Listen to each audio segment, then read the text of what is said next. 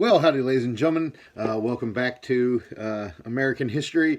Today we will take a look at the second term of President Reagan, and if time allows, we'll look at the term of his successor, George H.W. Bush. And so, so last time we talked about Reagan comes in, radically changes economic policy, largest tax cut in American history, and sees a pretty significant shift in the economic situation that had been very stagnant and disappointing throughout the 1970s. Through becomes a 1980s of very, very robust growth of people really a lot of people really making money hand over fist in the 1980s and into the 1990s. So so he's got significant accomplishments on the economic front, and then he also has significant accomplishments on the foreign policy front, particularly in rebuilding the credibility of the American military with a major increase in military spending, accompanied by successful military operations in some small things in places like Grenada and so on. Was willing to use CIA and things like that to push back against communist revolutions in Latin America, as well as in Afghanistan and some other places overseas. And so a very consequential, excuse me, oh, I should not have done that, I'm sorry. Cough into your, arm or whatever. It's so many rules to learn these days. But anyway, so many, very consequential first term. And his second term continues to see progress, especially on the foreign relations front, although he also runs up against a scandal that does have a little bit of an impact on his reputation, although it's one that does kind of fit in kind of with a Cold War mindset in a way. So we'll look at that in a minute. So So Reagan runs for re-election in 1984. As we mentioned at the end of the last video, he runs against Carter's former vice president, Walter Mondale, and wins one of the all-time bludgeonings. Went 49 states to 1 in winning the Electoral College.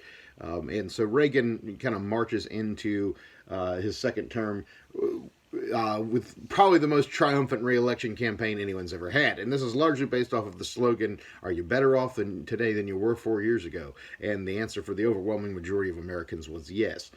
And one thing about Reagan that kind of distinguishes him from the average politician, we mentioned the other day that he was good on TV and everything, but one thing is that listening to a Ronald Reagan speech just really made you feel good. He had a very inspirational style to him, even when he was talking about communism and stuff. He was talking about confronting evil in a way that made you feel like we can rise to the challenge and defeat it.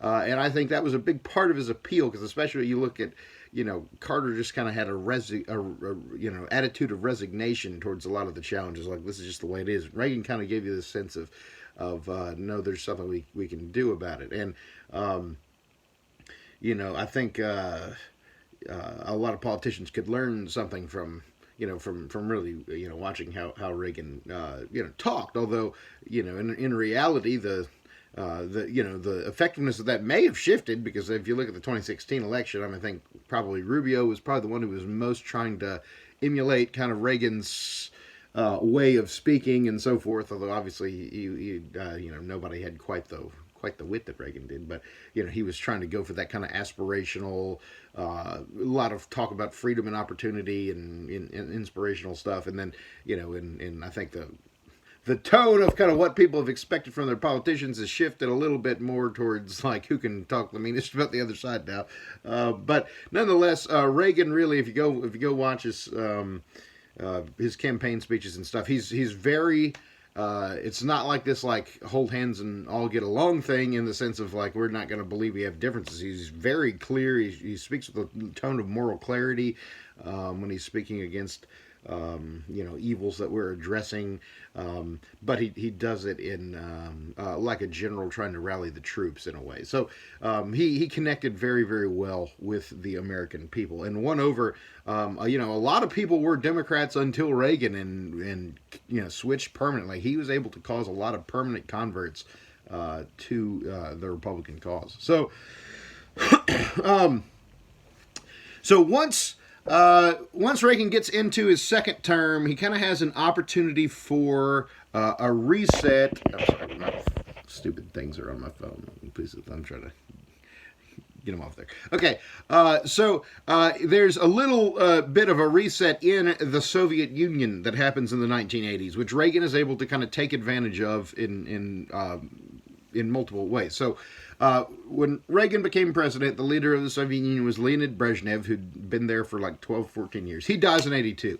Then they bring in another old guy named, I can't remember, Sharenko or Andropov first. Yeah, so first Konstantin Sharenko. He's president for less of the Soviet Union, or premier, I guess was the term they used, for less than a year, and then he dies. And then they brought in Yuri Andropov. He was premier for a year, and then he dies. So they literally, Reagan's first term, you've got 3 different Soviet leaders. And so the Soviets finally, after having so many elder statesmen die so quick, finally dip a little into the younger end of the pool, and they pick a fellow by the name of Mikhail Gorbachev. Now, Mikhail Gorbachev, you may have seen pictures of him. He's known for a very distinctive birthmark on his mostly bald forehead that looked like someone pulled like a state off of a map and like stamped it on his head. Actually, when our school that I graduated from, we had an 80s day one day during a Spirit Week, and I went to Soviet Premier Mikhail Gorbachev. I put like a bald cap drew the birthmark on my forehead and wore a suit and talked in a fake Russian accent all day. It was fun. But anyway, everyone else is like wearing mullets and stuff, and I'm dressed as Gorbachev. But Gorbachev, now again, anytime that we talk about like moderate communist, quote unquote, you want to keep in mind that we're talking about like compared to Stalin, right? If Gorbachev was the American president, we would hate him and we would call him a tyrant and we'd say he's the worst person who's ever been in office in America, right? So let's just keep that context when we talk about Gorbachev improving the Soviet Union, that the Soviet Union still sucked and was still terrible, okay? Just keep that in mind. Nonetheless, Gorbachev was a little bit different than, say, Stalin was, or even a Khrushchev or a Brezhnev. So, one thing was that Gorbachev committed to 2 policies in an attempt to improve the internal condition of the Soviet Union. One was known as glasnost, which was a word that meant openness, and the other was perestroika, which was a Russian word that meant restructuring. So, perestroika was the idea of restructuring the economy to bring in more elements of market and a little more economic freedom. The idea was not to like scrap communism and go like full democracy or anything, but the idea was to do something similar to what China has done, where they have started to allow private property and corporate enterprise, even in the midst of maintaining their police state. So Gorbachev was trying to move in that direction. Perestroika is kind of a mixed bag. Didn't move fast enough or do enough. But I mean, it's better than nothing. In the Soviet Union, I mean, the economic situation was so bad. Like they said, kind of the pre-perestroika USSR, people had learned that, if a light bulb went out at your house, you had to like apply with the government to go get another light bulb, and it would never happen because you'd get put on a list, and so you'd wind up with a dark room for 6 months. So they learned that they had to quickly replace light bulbs in the factories, and people just started stealing light bulbs from the factories and taking them home, knowing that the factory bulb would get replaced, right? So that's just kind of what happens when you have like a system of government controlling all the property. So bringing in a little bit of free property and stuff like that kind of helped matters a little bit. But although didn't really achieve quite as much as Gorbachev was aiming for because they were maybe a little too moderate about it. But Glasnost, if you're Gorbachev, may have worked a little too well for you. So what Glasnost was an opening up of the right of political speech. They started to allow... they started to allow journalists to actually question mismanagement instead of having to report that all things are great. They started to allow political dissidents to publish books that would have been critical of the government. They started to they eased up on religious persecution, especially of the Eastern Orthodox Church.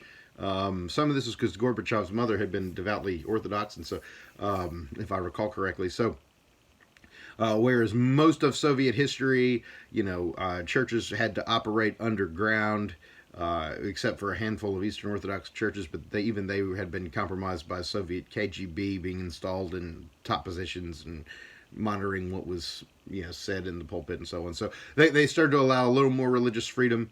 It still wasn't necessarily as free as over here with that stuff, but it was more than it had been. So this is kind of this is obviously a good thing for the world, for the Soviet Union to get a little more free, but we'll see it actually winds up undermining Gorbachev, because what happens is Gorbachev gives the people just enough taste of freedom for them to say, no, we want the whole thing, and that's going to be ultimately one of the things that helps unravel the Soviet Union. So anyway, because of Gorbachev's differences from his predecessor, Reagan comes to the conclusion that he believes that he can trust him in a way that he was not able to build trust with his predecessors. And part of why he was never able to build trust with his predecessors was twofold. First off, we had a long history of the Soviet Union cheating on arms control agreements and so on, right? So I think Reagan was the one who had the famous quote about trust but verify, was his philosophy on arms control agreements, because he said, we want to be able to come to agreements like this, but we also have to have a way of verifying that they're following them, because if we're unilaterally disarming, then we're putting ourselves at a disadvantage. And so Reagan agreed with the sentiment behind, say, the SALT talks of the 70s, but he also thought that it would be reckless to do that if you're not going to have some sort of mechanism whereby you can gauge whether they're actually following through with their part of the deal. And so, and Reagan is actually going to commit to some talks known as the START talks, which is Strategic Arms Reduction talks, that are actually even more significant than the SALT reductions. And in fact, whereas the SALT reductions kind of were like putting a cap on how many missiles each country could have, he's going to push forward with these START talks that actually, the idea is the two countries actually cut down on the missiles, literally get rid of missiles that are there. So he was very much in favor of de-escalation. That's de-escalation. Once he had kind of a Soviet counterpart he had a little bit of a relationship with. I was about to say, I got sidetracked. The other reason that he would have had a little bit of a problem developing trust with any of the Soviet leaders was because they kept dying on him. I mean, he hardly got a chance to get to know any of them. So Reagan and Gorbachev actually become somewhat friendly to the extent that they can. And what's impressive is that Reagan is able to, with the way he was, such a charming personality with people and all this kind of stuff, and how good he was at working with people, he was actually able to develop a rapport with Gorbachev that enabled him to kind of get things out of Gorbachev without backing off of or compromising the Soviet, or the American idea of what the Soviet Union was. And so I'll give you an example of this in action that cuts both ways, about how he continued to tell Gorbachev the truth while at the same time, being able to develop a relationship with him. So Reagan and Gorbachev are in, one or the other has come to the other's capital for some discussions. I think maybe Gorbachev had come here, and they're driving around, and Reagan actually tells this joke to Gorbachev's face. He says this to the face of the Soviet dictator. He says, He says, in American and Russian, he tells this joke. He says, in American and Russian were fighting over whose country was the greatest. And the American says, America is the greatest country in the world. And you want to know why? It's because I can make an appointment. I can walk into the Oval Office. I can pound my fist on the president's desk and say, I don't like the way Ronald Reagan is running the United States. And he says, the Russian says, oh, comrade, but you don't understand. He said, I, too, can make an appointment, go into the Kremlin, bang my fist on Gorbachev's desk and say, I don't like the way Ronald Reagan is running the United States.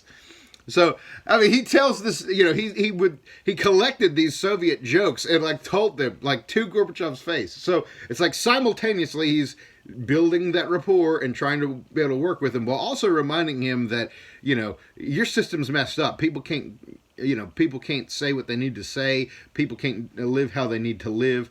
And so that winds up being an important thing. So Reagan and Gorbachev wind up signing two important treaties. There's the START Treaty and then the INF Treaty, the Intermediate Nuclear Forces Treaty, which basically both sides agreed to move nuclear warheads out of what they considered the intermediate range from each other, where they would kind of within direct range of each other.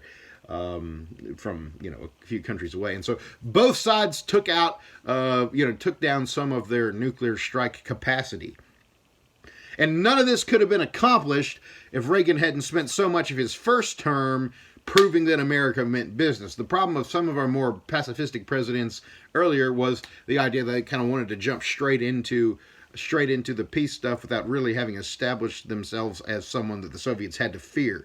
The Soviets kind of, there's a part of them that kind of wondered if Reagan was crazy. He kind of had this cowboy image, hawkish rhetoric, talked about the Soviet Union being an evil empire that was destined for the dustbin of history. And so there was a healthy Soviet fear of Reagan that enabled him to then turn around and work for peace from a different position. So he really embodied the old Theodore Roosevelt quip about speak softly and carry a big stick. He was really able to do that.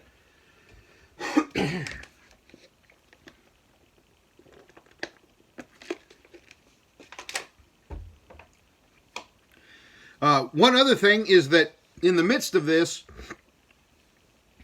the Soviet Union is ultimately going to collapse in 1991, I believe it was, on Bush's watch. But the process is certainly aided by some things that Reagan put into motion. One of those things was an American defense initiative known as the Strategic Defense Initiative, or SDI. Its critics called it Star Wars because that movie was relatively new. I think maybe the second one had come out. But basically it was the accusation of this whole thing is science fiction. And so what the Strategic Defense Initiative aimed to accomplish is to establish a missile defense shield by which we could shoot down incoming missiles and have us be protected from any hypothetical Soviet missile strike. A lot of the Democrats in Congress were skeptical and didn't even want to approve the thing because of the cost and so forth. But ultimately, it winds up getting passed to fund this project, and it was going to use lasers and a whole bunch of different other things in the concept. Some of what Reagan envisioned still has not materialized 30 years later, but aspects of it have, aspects of it have not. And so, there's a few people say, man, we spent a lot of money on the SDI and, we were not real sure that it worked, although some things may be classified. It is possible to have a missile defense shield. Israel has one called the Iron Dome that they have actually used that, Syrians or different people have fired rockets into Israel that have been shot down by and intercepted by Iron Dome missiles. So I'm sure we at least have some kind of capacity similar to that, I would think. But, but either way, whether the SDI worked or not in terms of accomplishing the shield is almost immaterial to the fact that it forced the Soviets to go into a spending spree trying to keep up. So remember, the Soviets have this impoverished economy because of command economy. Then they've got to do the military build-up to go fight this war in Afghanistan that dragged on through most of the 80s. Then they had to keep up with, Reagan's pouring a ton of money into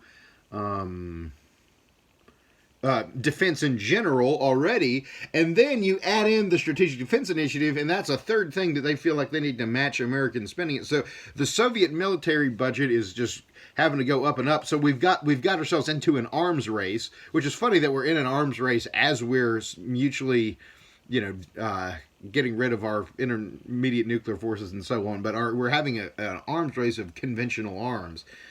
Trying to build tanks and fighter planes and so on and all this stuff, and then trying to develop this missile shield technology. So the Russians feel like they have to match that so that they don't fall behind. But the thing is, every dollar because of the way the Soviet Union manages their economy, every dollar that goes into the military is one that doesn't go into the civilian population. So it starts taking a huge toll on the Soviet economy, which is part of what forces Gorbachev to try to open up perestroika in the first place. And so we kind of helped this arms race that we were strong enough to handle, and the Soviets were not, really kind of helps spin the Soviet Union into the ground. And so it really kind of helps pave the way for their weakening. Another thing that paves the way for the weakening of the Soviet Union is the winds of change blowing in overseas in the other Eastern European countries, places like Poland, places like East Germany. And a lot of this is going to come to fruition in the year 1989, by which time Bush was president over here.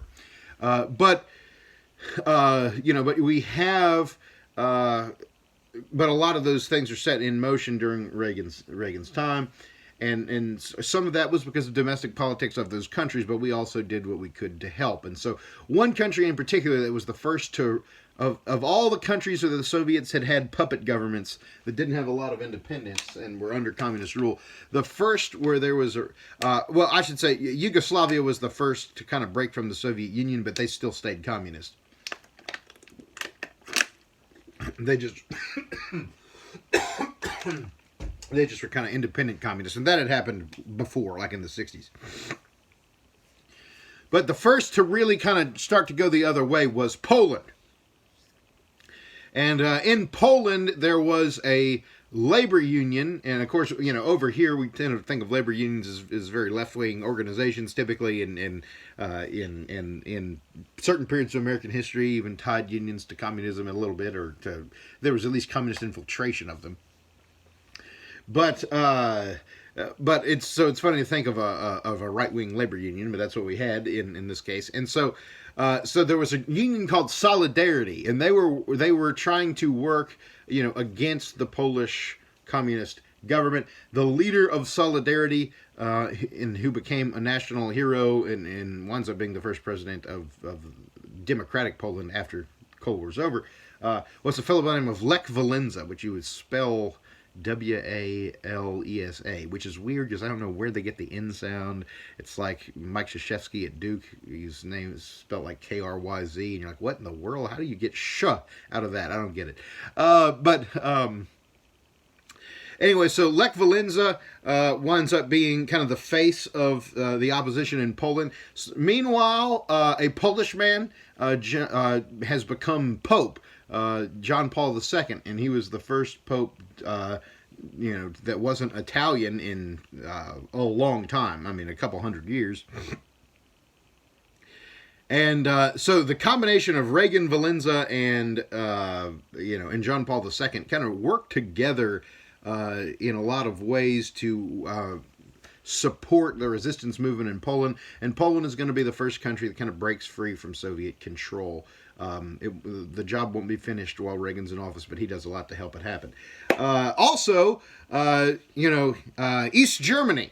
And we'll see the Berlin Wall is going to fall in 1989, when Bush is in office. But there was a signature moment, maybe one of the most famous moments of Reagan's presidency. I'll try to send you the link if you want to watch some pieces of the speech. Reagan was invited. He was over in Germany for some diplomatic negotiations. I think they were working on some arms control stuff, if I recall. And he makes a speech in West Germany, but right across the wall. So he makes a speech at the Brandenburg Gate, which is the central gate of the Berlin Wall. So he's standing with his back to the Berlin Wall, which by now the Berlin Wall has kind of emerged as like the symbol of communist oppression over Eastern Europe, because it's like, the wall that people had to build to keep them inside of their country, right? So he's standing in West Berlin. He gets up there. He starts making a speech. The whole speech is beautiful. Typically, when I have, when I have more normal school years, I often show as much as 15, 20 minutes of the speech in class if we're far enough ahead to do it. But in it, he, like I think, like there's this one, like Reagan was dealing with some protests in West Germany the day before, and he gets up and was talking about, well, I want to thank you for being able to, for speaking your mind, but also keep in mind the reception you would have got from protesting on the other side of this wall, But he gets up there and he makes a stirring speech. He talks in German for a sentence or two to kind of win the crowd over. And then he says something that he wrote in his speech, that he added to his speech. His speechwriters crossed it out and says, "Mr. President, you can't do this. This is too inflammatory. This is too insensitive. You can't do it." And he just says it anyway, which I love. And he gets up and, in the midst of it, he's talking about, this speech happens, I believe, in 87, 86 at the earliest. So Gorbachev is starting to make some changes. And he gets up and he starts to talk about the winds of change that are blowing in Eastern Europe and the burgeoning of resistance movements in places like Poland and Hungary. And he starts to, and East Germany, and he starts to talk about the changes in the Soviet Union of perestroika and glasnost and some of the steps that Gorbachev was making towards those policies. And so finally he gets up and he says, and again, this is where we talked about he's able to make peace with Gorbachev while at the same time not backing down on trying to push for the right direction. So he gets up and he says, if Mr. Gorbachev truly wants to bring freedom and liberalization, which means something different over in this context, to the Soviet Union, which basically we meant by that the ability to speak freely and so on. If he wants to bring freedom and liberalization and security to the Soviet Union, then there's an easy step that he could do to prove that he's serious about change.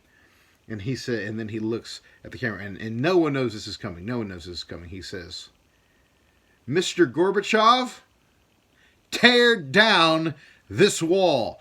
And I'm telling you, I get goosebumps every time he does it, because the West German crowd just loses their minds. I mean, they just start cheering like you ain't never heard in your life.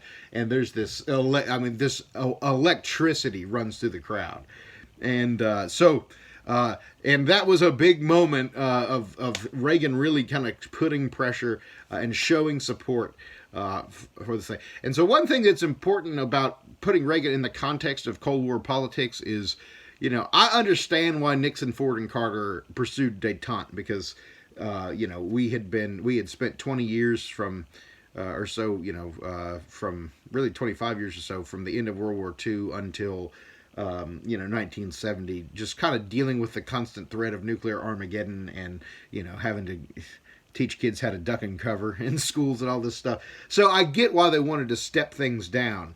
But at the same time, there was a certain extent to which, if you were an independence movement in one of these other countries, if you were an anti-communist voice in Eastern Europe or a place like that, or Southeast Asia or somewhere like that, you would have to kind of look at the détente era and kind of wonder, do I still have allies in the world? Is America still going to fight with me the way that they tried to fight with, even unsuccessfully, with the Cubans at the Bay of Pigs, or the way that they did stand more successfully in places like Korea? So And, when Reagan is in office, the answer is yes. You at least, he may not be willing to go to war with the Soviet Union per se, necessarily, although he's probably, more likely to do it than some of those other guys would have been if the right cause had emerged. But he, you knew that at the very least there was someone who at least was going to use his words and whatever tools he had at his disposal, whether they were economic, covert operations, whatever, to put pressure on these communist governments to do the right thing. So, they said there was a saying that kind of was a part of Reagan's administration is, don't forget the boys in the camps. When you say things about the Soviet Union in public, you've got to remember, how is this going to be taken by people that are, in a prison camp for opposing that government. So Reagan, very, very significant. Before we turn to the Bush presidency, we'll say the one little asterisk on Reagan's second term, which actually even nearly caused an impeachment controversy, although it never reached that level.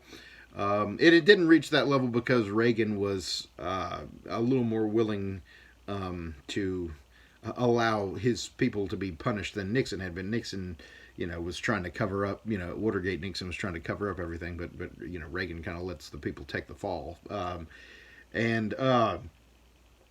which kind of kept it from getting to that point. But what happened? So what happened is known as the Iran-Contra scandal. So if you remember from the first video on Reagan, Reagan was a supporter of a group known as the Contras, who were this Nicaraguan militant group that were fighting against the communist Sandinista regime in Nicaragua and wanted to overthrow Ortega. So Reagan the CIA was involved in helping them get organized, and then we were wanting to sell them guns, give them money, all this kind of stuff to help fight the communists there. Well, the Democrats took Congress, both houses at one point, and they actually tended, this is, not a good look for them, but they actually favored the Sandinista government. And the Contras did have a few things that they did wrong.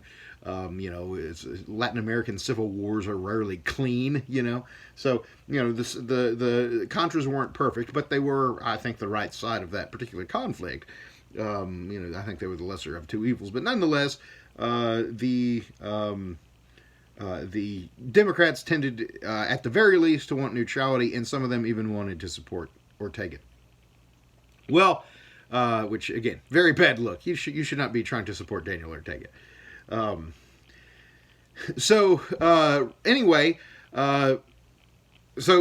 passed a law that we can't give money to the Contras anymore.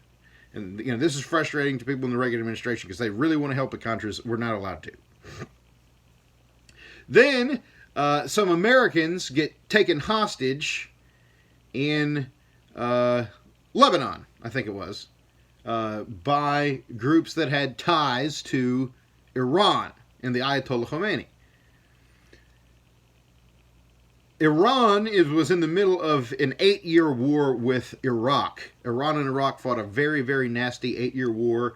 And on one side, you've got Saddam Hussein, who was the dictator of Iraq, kind of a military dictator type of fella. And then on the other side, you had Ayatollah Khomeini, and they were more, Islamic and Sharia law in nature.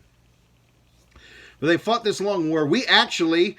in yet another example of how we always like to fund our next opponent in the Middle East, we actually had given some money to Iraq at times, trying to keep that war going. We knew that both sides were kind of bad guys, but we actually kind of thought it was in the best interest of America for that war to continue and let the two sides bleed each other out a little bit. We actually fought an undeclared naval war against Iran in the Persian Gulf during this time that they call the Tanker Wars. We never issued a declaration of war or anything, but there were several skirmishes between American and Iranian naval ships related to Iran trying to cut off American access to the Persian Gulf, which is where most of the world's oil exports are shipped out of. Anyway, so we had typically favored Iraq against Iran, but we knew that Khomeini was going to die soon. We were trying to like find some people within the Iranian government that we could work with it a little bit better. And then you have this hostage situation happens where we know that Iran has leverage. Whether they were behind the kidnappings or not, I'm not sure. But they certainly were groups that Khomeini had leverage with. So Iran needed guns, for the sake of this Iraq war. They needed armaments, and we needed hostages free. And we're not allowed to go help the Contras. So a handful of people within the Reagan administration, and it seems like Reagan was not aware of this. Seems to be how things appear anyway. The ringleader was a lieutenant colonel by the name of Oliver North, who had kind of become a little bit of a hero for he was in charge of a certain anti-terrorist response in Reagan's first term. Got him a little bit of a profile. But Oliver North and a few other people in the National Security Council and the upper levels of Reagan's security team hatched kind of a secret plan for some covert, shady doings. So what they were going to do is this. We can't go public with this because the American policy is you don't negotiate with terrorists, because the idea is if you pay ransoms for kidnappers, you get a lot more people kidnapped.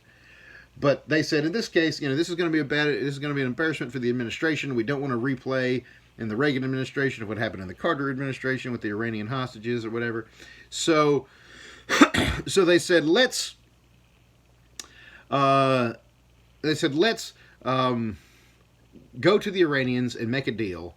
If they'll pressure their terrorist friends to release the hostages, we'll sell arms to them to help them against the Iraqis, who we, ironically, were also helping. So the Iranians agree to the deal. This is all hush-hush. This is kept super secret. But then it leaks out. So the Iranians buy arms from us in exchange for pressuring their terrorist friends to let the hostages go. Well, then the government has made this money off of the arms sales. So what do they do with it? Well, they say, hey, I got an idea. You know how we can't officially put anything in the budget to go to the Contras? Why don't we use these illegal arms sales that we already made that we're already against the law? Since we're in for a dime, might as well be in for a dollar. Why don't we divert the funds off of these arms sales towards the Contras in Iran? The Contras in Nicaragua, I mean. So anyway, all this stuff leaks out around 86, 87. And it causes a pretty big political storm. Reagan kind of denies it at first, then kind of figures out that it's a real deal. So one thing that Reagan did, they say that one of the first rules in politics of if there's a scandal is just kind of, get out in front of it. And so Reagan, he got out in front of it once it became obvious that this was a thing that had really gone down. He kind of condemned it and didn't do, didn't try to cover it up the ways, Nixon tried to cover up Watergate. And that's kind of what kind of saved his tail.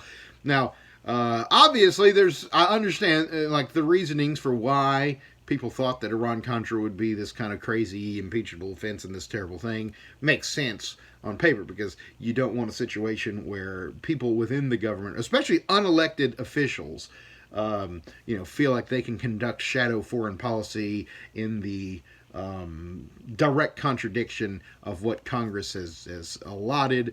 And so from a procedural standpoint, they were in the wrong to do what they did. You can't, when you're violating the law of Congress, you're violating the law of the people that are actually elected by the people to make the laws, and so you're indirectly violating the will of the people indirectly. From the Department of Redundancy Department. I just said it indirectly twice in the same sentence.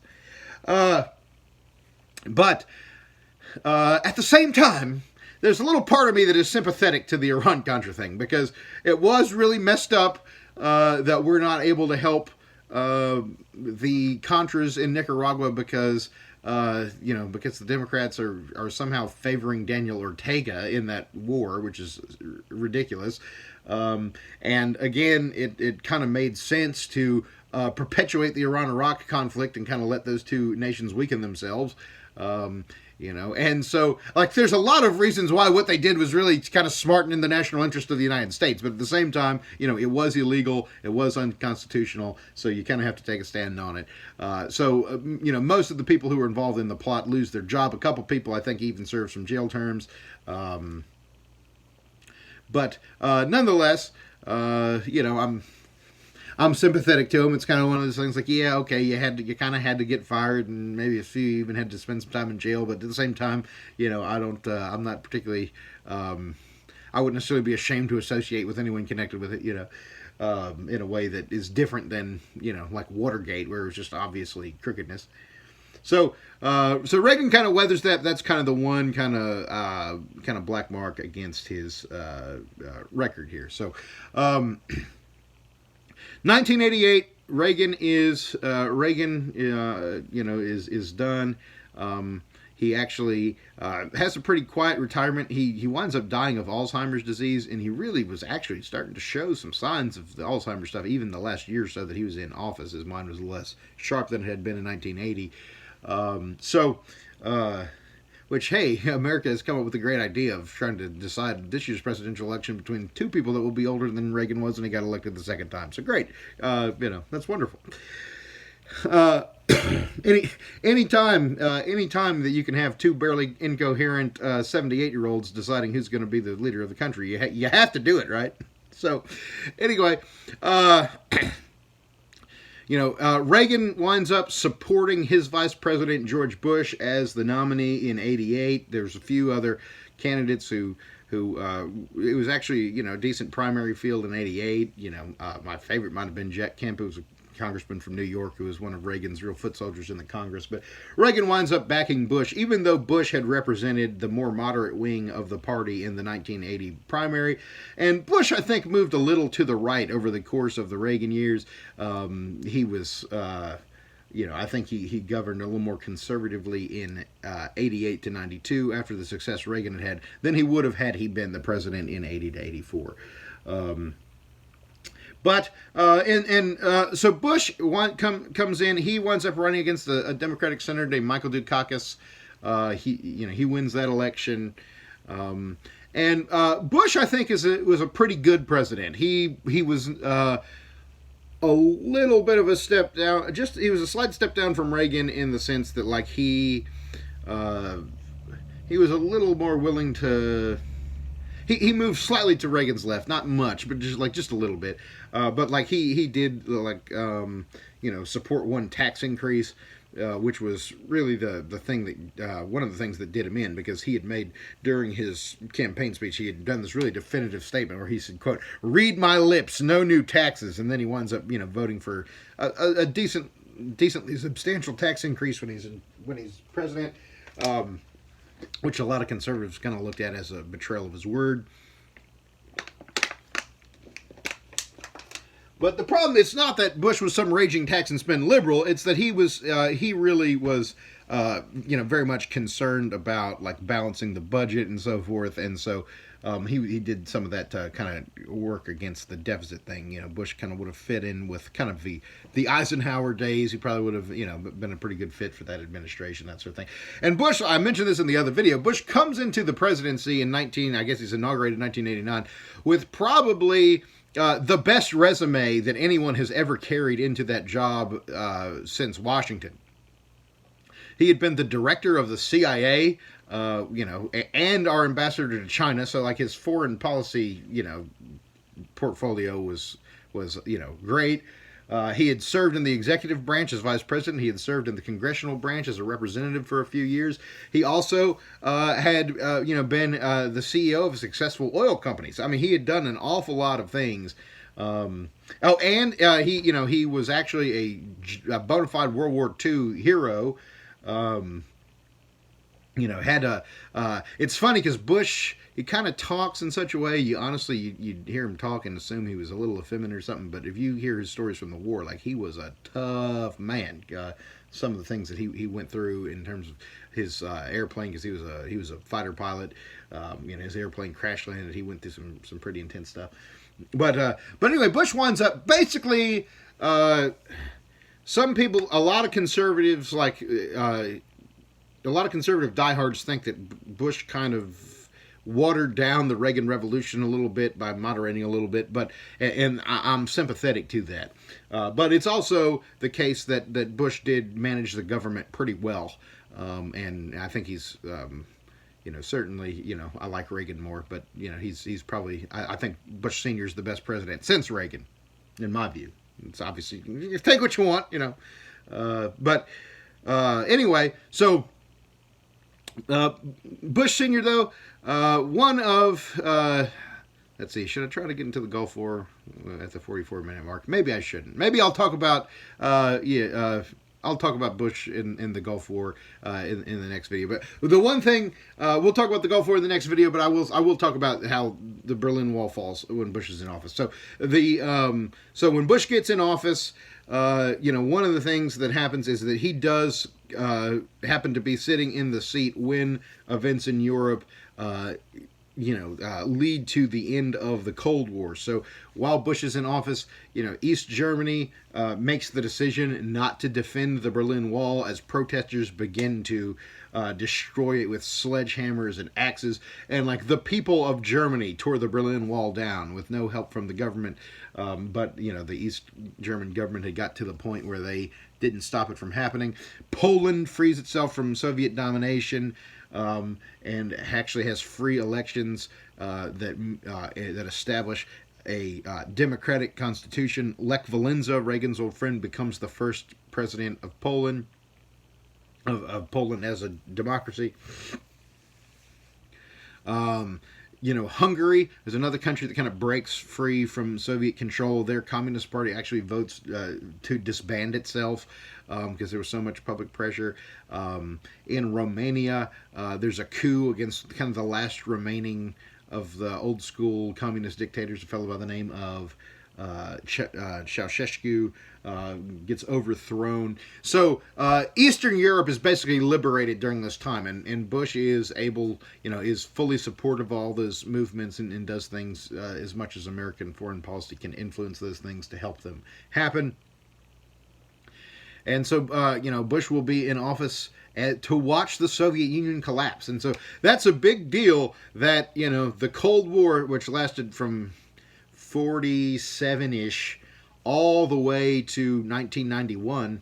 I mean, that's a substantial 50, 60, 70. I mean, that's, basically a 45-year period.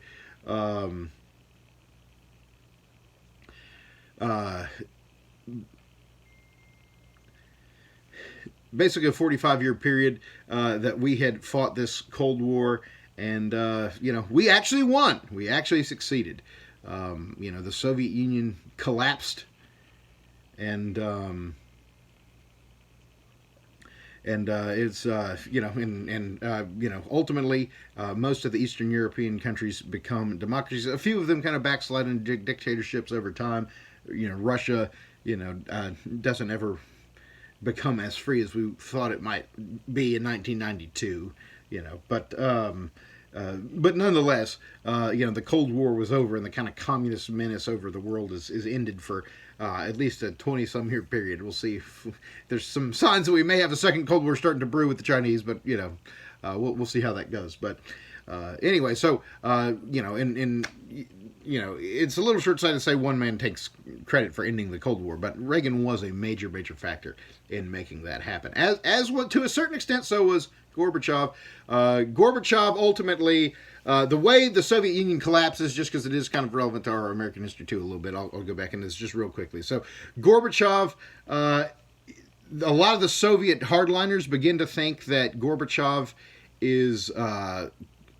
has weakened too much and was allowing the Soviet, there was too much freedom being allowed, and especially as some of these things happen in Eastern Europe, which Gorbachev wasn't a saint. He actually tried to fight against some of these Eastern European movements and even sent troops into one, which was kind of a disappointment to people who had kind of, thought that maybe he wasn't going to be like that. But ultimately, there's this sense of weakness that he starts to carry to the diehard communist.